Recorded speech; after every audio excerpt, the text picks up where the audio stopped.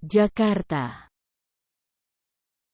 Menko Polhukam Mahfud MD mengatakan PPATK sudah menyurati KPK terkait penelusuran harta kekayaan ex-pejabat Ditjen Pajak, Rafael Alun Trisambodo. Sejak 2012, harta Rafael sendiri menjadi sorotan setelah anaknya, Mario Dandi Satrio, menganiaya David Ozora.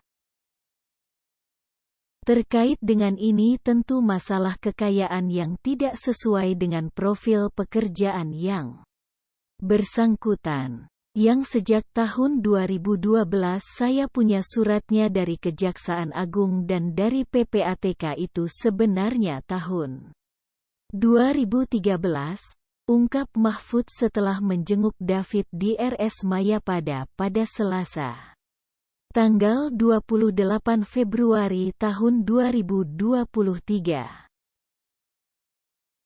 Jabatan terakhir Rafael sebelum dicopot oleh Meke Sri Mulyani ialah Kepala Bagian Umum di Kanwil DJP Jakarta Selatan II.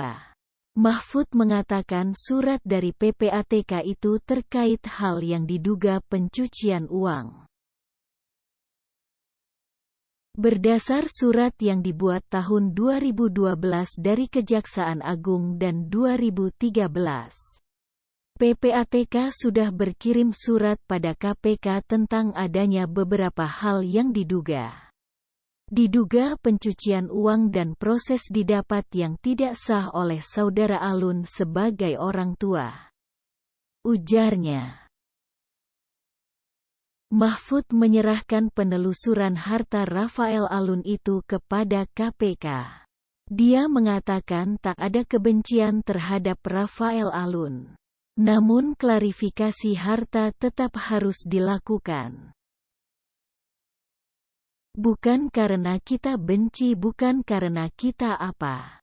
Tetapi kita mau menegakkan hukum dan mendidik masyarakat di negeri ini agar tidak menjadi hedonis.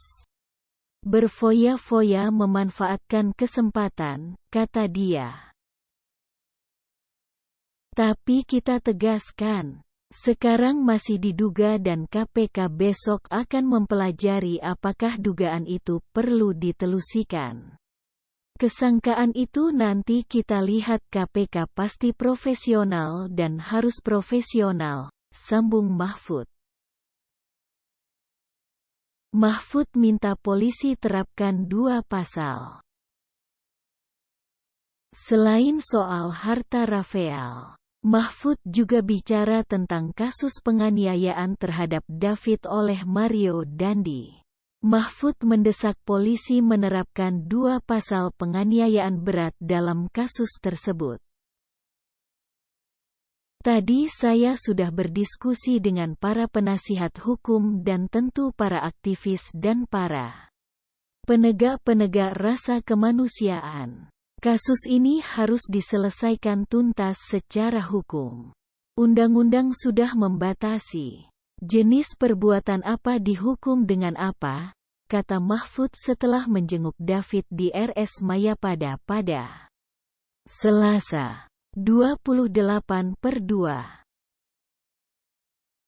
Kalau kita melihat aksinya yang begitu brutal tanpa peri kemanusiaan, saya mungkin agak setuju kalau diterapkan pasal 351. Karena memang itu mungkin. Tetapi saya akan jauh lebih setuju dan mendukung untuk mencoba menerapkan pasal yang lebih tegas. Untuk membuat anak-anak muda. Untuk membuat orang tua mendidik anak-anaknya dengan baik. Diterapkan pasal 354. KUHP dan 355 KUHP, kata dia.